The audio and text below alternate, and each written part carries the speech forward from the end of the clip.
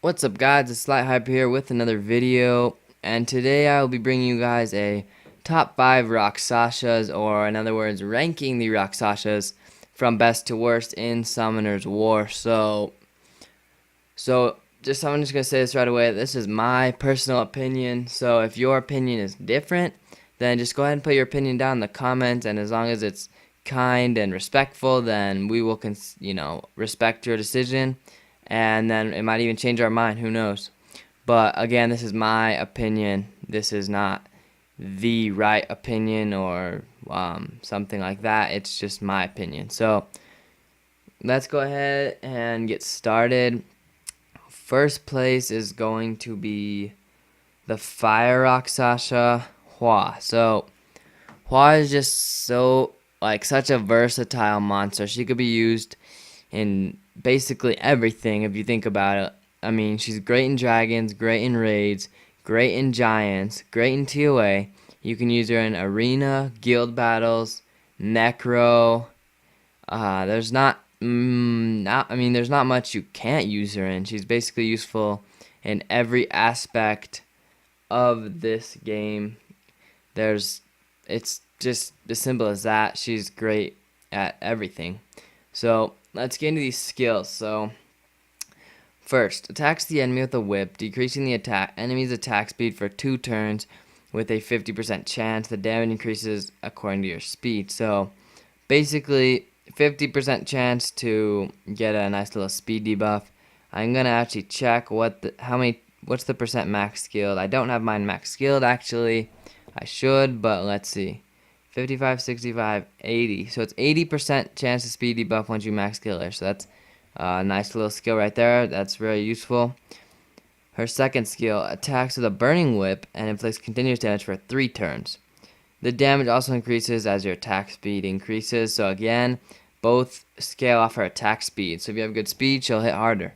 Oops. Alright, let's go up to that one. And then her passive decreases the enemy's attack bar by 25% and strikes again with a 20% chance. So just think about that skill right there. So every time she attacks, it's going to decrease the enemy's attack bar by 25%. And then she has a chance to strike again with 20%. So if she strikes again, that's 50% of the attack bar just down. Plus the speed debuff, plus dots. So plus she actually can hit pretty hard if you build her to do so. She's just overall a great versatile monster, and you can build her a bunch of different ways. You can use her a bunch of different ways. You can use her in a bunch of different areas of this game. So that's why Hua comes in at my number 1 pick for the ranking the Rakshasas, or the best Rakshasa. So now let's get into second place is going to be Pang, the light Rakshasa. If you're lucky enough to actually have a Pang, and then that's great. I don't actually have one. I wish I did, but alright. So first skill is the same as Hua, speed debuff. Second skill is also the same as Hua, just a dot, but her passive is the different thing about her. Now let's go ahead and read this passive. Elongates the harmful effect of the enemy for 1 turn. Damage is increased by 30% if the enemy's HP is below 50%. So every debuff, or the debuff, I don't know if it works for multiple debuffs or not, but anyways, I think it does. It moves the harmful effect on the enemy up for 1 turn. So if there's let's say a death break for 2 turns, if she attacks them, it'll go to 3 turns. And then if she procs it, or if she goes again or whatever, that's 4 turns. And it works the same thing for all debuffs except for, I think, probably stun and sleep, of course, because she's gonna wake them up. But you could keep a monster provoked forever. Basically, all you need to do is land the provoke once and just hope Pang goes every time to keep moving it up. You can freeze an enemy for basically forever until she dies. You could keep moving the freeze up. You could put a bunch of dots, death break. It makes it so that you only have to put the debuff on once, and she'll just keep it on there for the rest of the game. So that's why Pang comes in at second place. She's great monster. You could see why. Oops, sorry, my phone just locked on accident. I clicked the lock button. My bad. So, alright. Sorry about that. Let me resize this.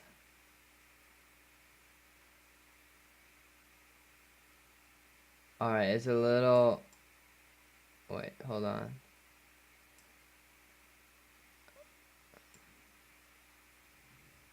Alright.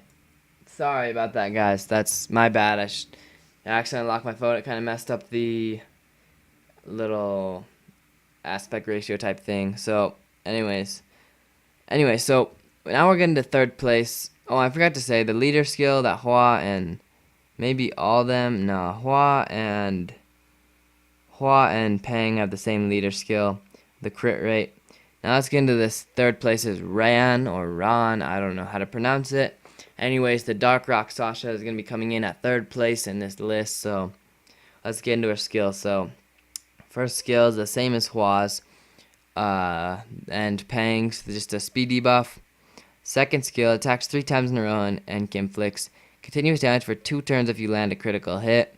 The damage also increases as your speed increases. So I believe Pang also had that. Yeah, they're all of them scale off the speed. So that's all their skills, based off speed. So if you build them with speed, they'll do decent damage if you have some damage on them, crit rate, crit damage, attack, and all that.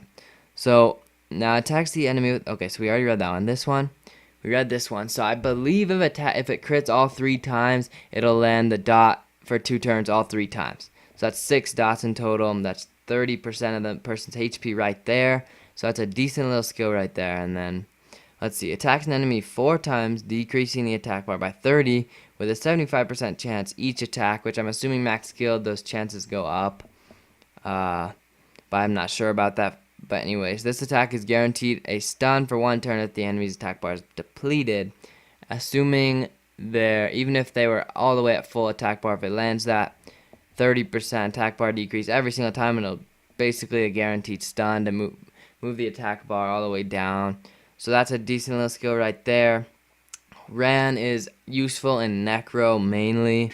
You see she got that triple hit and then the 4 times hit. So Necro is great. She's pretty good in Necro. So let's go ahead and read this.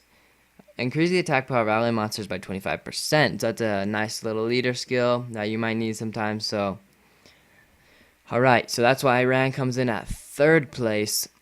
So now let's get into fourth place is going to be Sue. There we go. Sue, the Water Rakshasa. So it has the same first 2 skills as Ran does, the speed debuff and then the dots. And then the third skill, and it also has the same leader skill. So far it's exactly the same as Ran, except it's a different element. And now let's get into the third skill. Attacks and recovers by 50% of the inflicted damage. This attack is guaranteed a stun for 1 turn if the enemy is suffering more than 2 harmful effects. So you can manipulate it so it's a 100% chance stun. And you can also heal from this, 50% of the inflicted damage. So let's say the 3 harmful effects you have are Death Break, Branding, and I don't know, Dot or something, right? And then you come in with this, it'll hit super hard if you have her built right. It'll recover 50% of the HP. So let's say she hits 20k, it'll get 10k HP back. Or let's say she hits 10k, right? Then you get 5k HP, which is nice. That's a nice little heal. And then it'll stun them. So that's a pretty decent little skill right there. She could be useful in arena and guild battles, I'd say, for the most part. Is where you'll find yourself using her. So now let's get into the 5th spot in this order. It's gonna go to, of course, Yen, the Wind Rakshasa. So same leader skill as Ran and Sue. Same first 2 skills as Ran and Sue. And third skill is going to be get an extra turn with a 15% chance when your turn is over. So it's almost like having violent runes on him. So if you do have violent, that'll move the chance up even more. So, I mean, that's just, an extra turn's always good. You could get closer to putting these dots on again. Then you could also just do more damage, and put the speed debuff on. So she's good in dungeons mainly. You're gonna just use this as kind of a dot skill. I've seen people use her in giants, and then of course Hall of Magic and Hall of the elemental ones like that. Hall of Fire, or not really Hall of Fire, of course, but Hall of Wind or Hall of water or whatever. So yeah, all right. So or Hall of, anyways, all of them except for probably Hall of Fire. She could do decent on. Just she's a little daughter. She's not great. Her and Sue are not great. Ran is alright in Necro, not that spectacular of a monster. Pang and Hua are both good monsters. Good monsters you should definitely build. Pang is just so good in like Travel's TOA or anything really that you could think of. Pang would be great in TOA. I wish I had one. Her passive is just so good. So her and Hua are very good. They're pretty close for first and second. Ran basically took third, kind of in the middle, and then Sue and Yan are both kind of meh. They're not too good, so that's kind of how it's going to go down. So that is the top five Rakshasas, or in other words, ranking the Rakshasas from best to worst in Summoner's War. So anyways, guys, thank you so much for watching, and I'll see you guys on the next video.